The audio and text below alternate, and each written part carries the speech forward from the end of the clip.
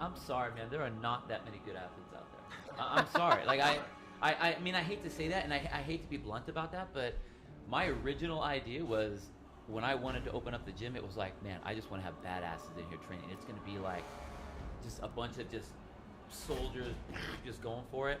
There are not that many people out there like that. So you may have some good athletes, but give me a break. You can take a day off. But and even do the this good workout. but even the good athletes can get incredible stimulus from 100%. programming at your gym. Like Absolutely. Right. Matt Frazier can come to your gym and take a class, and it's not going to fuck up his training. No, I tell people on yeah. a regular basis that if I have a games level athlete coming in here, they will be tired and end up on the floor like you will. Yeah. And they're doing their weight at this many reps, and you're doing your weight at this many reps. And you They guys may are gonna get the recover same and do another one, but Yeah.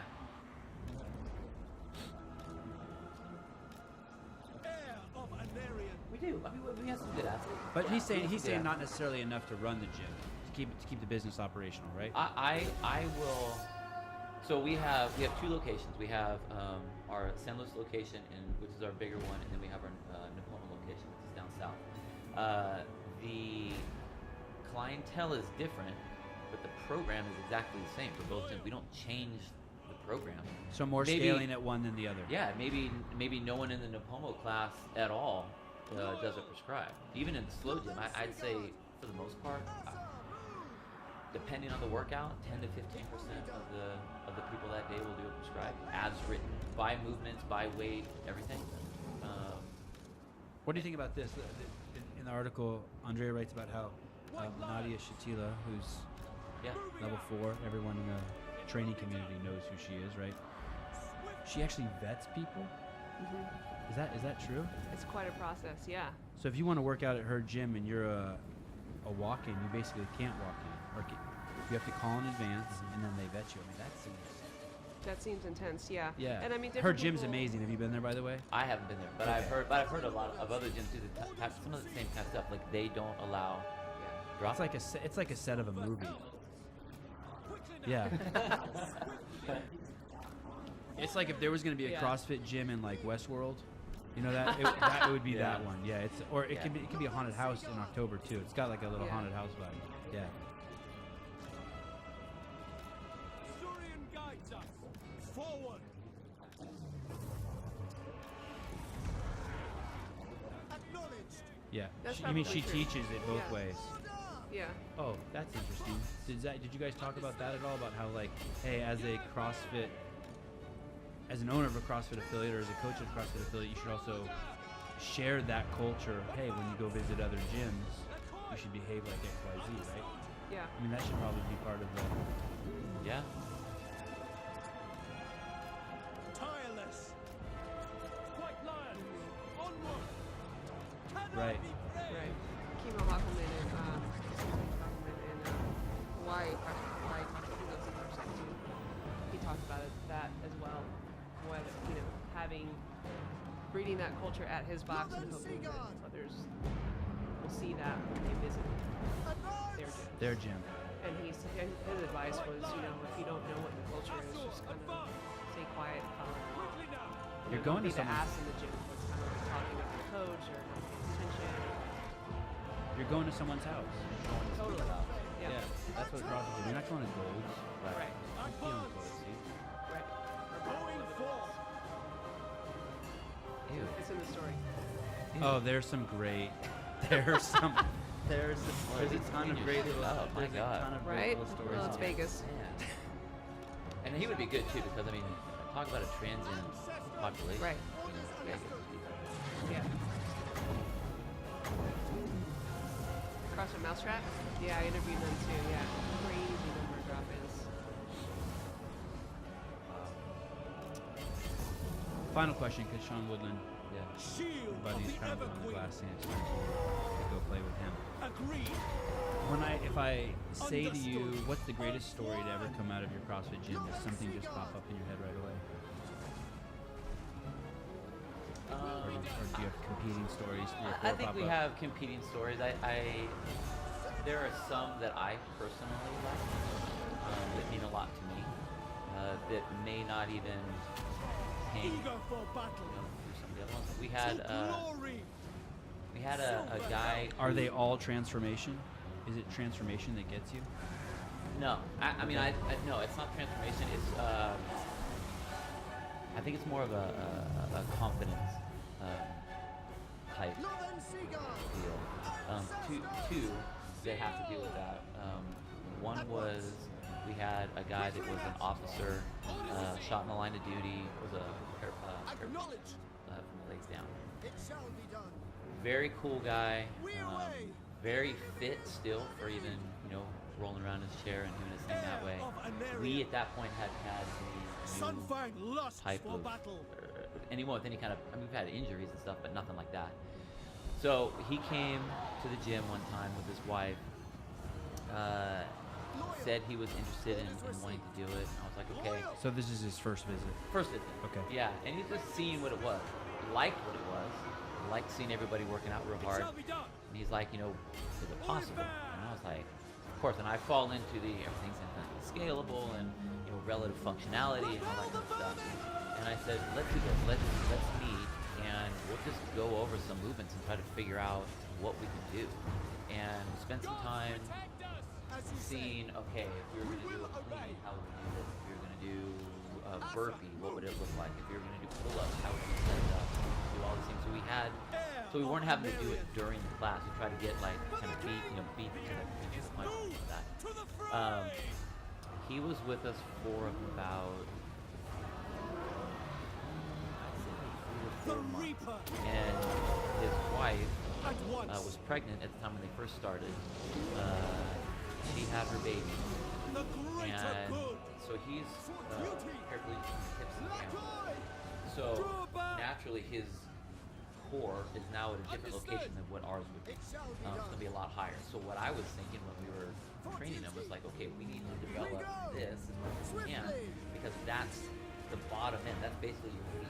So you can't do any of the other stuff. It's like, let's get you stable with your legs wherever you hang out, and then we'll try to build your core as much as we can. Well, I come to find out the story that I liked about this whole thing was, one, he was super fun to work with, but two, he came in like, so my wife almost got mad at me the other day, and I'm like, whoa, why?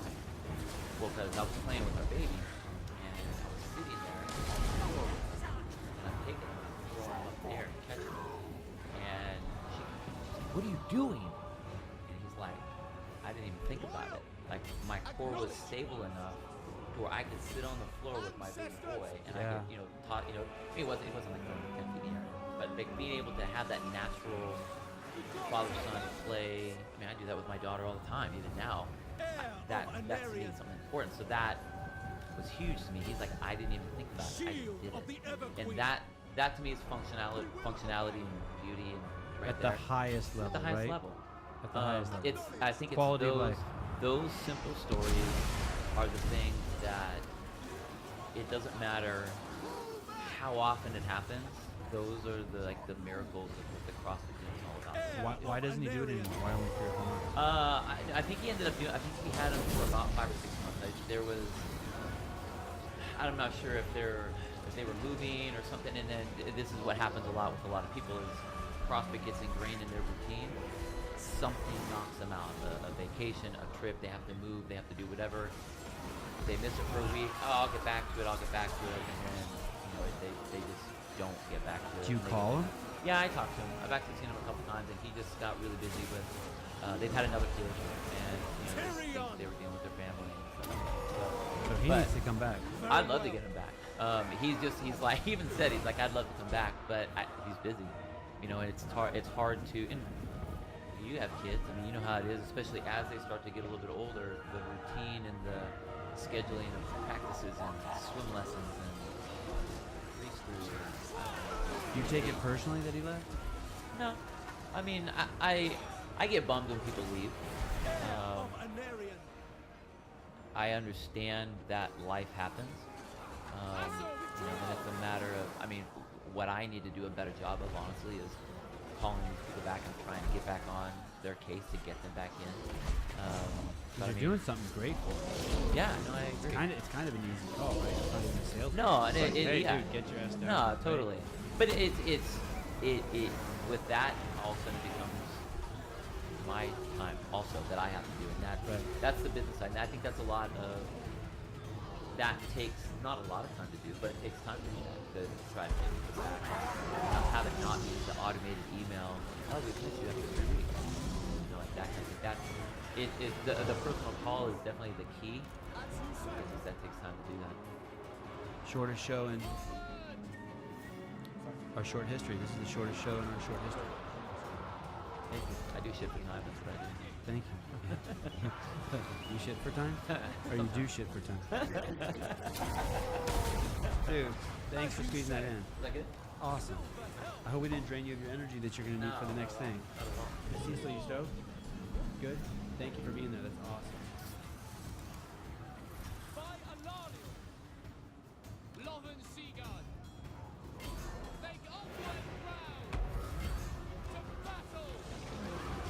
Weapons ready.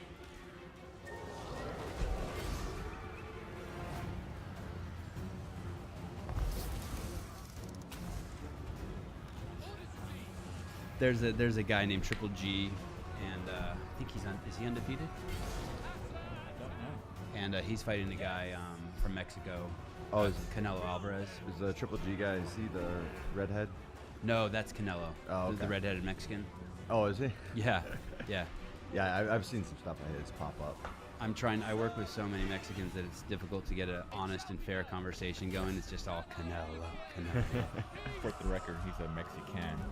Right. What's the difference, actually? You said that last night. There's a Mexican and a Mexican. So this is your team, Canelo. Yeah. That's Eric Maciel. He's Mexican. He's the engineer of the show, speaking off camera. Matt Frazier, Tyson Oldroyd. Is it fun, fittest man alive? Like, do you embrace it? Are you like, Oh, do you ever like think of yourself, hey, I'm the fittest guy alive?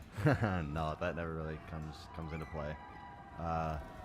I mean, it kind of indirectly or directly, I mean, I guess how you look at it, but opens up a lot of cool opportunities. So I really enjoy the stuff that I get to do because of that. But directly, it doesn't really affect anything, you know. Let me get more specific. So, like, Dan would view himself as a Christian. I view myself as Armenian. You know what I mean? Like, there's these things like Tyson would view himself as a CrossFitter. You don't like, you're not like, man, I'm the fittest. I'm not the fittest. I'm not the fittest guy alive. It's not like it's not. You don't see yourself like that. I mean, it's what I'm pursuing right now. Right. You know, before this, you know, I really dedicated myself to school. Before that was weightlifting. Now it's CrossFit. So, I mean, it's just kind of what I'm doing for the time being. Yeah. Are you religious? No. You have the Serenity Prayer. Yeah. What's that? What are the origins of that? Someone was saying if you had that means you were a former addict of some sort or in recovery. Yeah. So, it was just a saying that my dad always said to me when I was a teenager. You know, those teenage problems, you know, they're not actual problems, but they're what consuming you at the moment. And my dad would always tell me, he's like, you know, just take a deep breath, you know, say the Serenity Prayer, and you know, when you're 16 and you're told that, you're kind of like, all right, whatever. Like, that doesn't do anything. Then they got a little bit older, started dealing with some actual problems, and that just kind of popped in. And you know, if you really sit down, break it down, and apply it to the situation you're in, you know, I found it helped me through a lot of stuff. And I think I was like 22 or 23, and my dad and I each got it. And my brother's a tattoo artist, so he's the one who put it on both of us. Oh, that's Mako. That's not your brother? No, that's not my hey, brother. that's a beautiful fucking head of hair. This guy's in Europe, right? Yeah, so he's in Italy. No, we've gotten to be pretty good friends, and yeah, so I think that one I was in Switzerland, and he drove to Switzerland, watched me compete for 2 days, and then drove me back to Italy, and that tattoo took 2 days, and then that was 2 or 3 years ago, and then last year, Sam and I went over. He put us up for a week at his place, you know, just a vacation you read about type thing, you know, just absolutely incredible. And then he filled in the rest of my arm last year. He's like world famous tattoo artist. Yeah. Oh, he's like incredible. He's like years out. If How you wanna fresh get is that one that he's pointing to? Is that like he just did that? Yeah, so that, I mean, that would have been like just finished up like 10 minutes earlier. Who are they, the ladies? They're just some good-looking ladies, you know. It's really cool. It does not look like he just did it. Yeah, he is definitely like one of the best, and travels all over the world doing tattoos. And he says he's like he'll announce he's going to California for 10 days. He's taken 10 clients, and his manager has to like sort through hundreds. He has to sort through hundreds of emails to pick the 10 that he wants to do. Who's the most famous person he's done? I have no idea. Well, you're the fittest person he's done. Yeah, yeah, it kind of worked out, you know. We just started talking on Instagram, and I started following him. Because we know you don't return texts. I don't return your texts. Right. No, I started following him on Instagram purely because of tattoos, and then like I was like a year deep on his feed, and he was posting something about being at a CrossFit competition, and then He CrossFits? yeah, yeah, he's the owner of a gym down there as well. Oh, damn. How about CrossFit? What's Yeah. the name of his gym? We need to do a piece on this guy. Yeah. Oh, Ink and Kilo, yeah, Inked and Kilos, I think. Of course. I mean, Of course. we That's saw cool. we saw it when it was still under construction, and it is just like, it is phenomenal. Let me guess, there's some great art on the walls. Yes, And it's in Italy. yeah. Can you find that inked in kilos? But yeah, so I started following him purely for like his tattoo posts, and then I saw he started doing CrossFit, and he and we just kind of struck up a conversation. I was like, you know, if you're ever stateside, I'd love to get in with you. And we tried lining up a couple things up, but I think one time he was in New York, and you know, it was during regionals week, so I was like, probably can't do that. But How much is a tattoo from a guy like that? what was he costing per session? I want to say it was like 1,200. And a session's like an hour? 12,000? 2,500. And how long is a session? I think anywhere from like 4 to 6 hours, Okay. He just won't. You won't sit down for any less than $2,500. basically. I think. That's crazy. Yeah, I mean, and the whole time we were there, like And we, he did that in one session? That was the no, ladies? the first one was 2 sessions. It was 6 hours for each, and then the inside of the arm, I think I sat down for 11 hours straight. Did you work out the same day you get those? I think I waited a day on the one on the inside of my arm, and then the next day, Sammy and I were competing in Switzerland. Competing? Yeah, When you say Sammy and I were competing? yeah, we did a team competition together in Switzerland. Oh, nice. Yeah. Wasn't there? There was video of that, right? Yeah, I'm sure there's some floating Or around. wasn't Marston there? I think that was the year before Oh, Brooke and I did it together. okay. And so then Oh, they asked me to come back and do it again.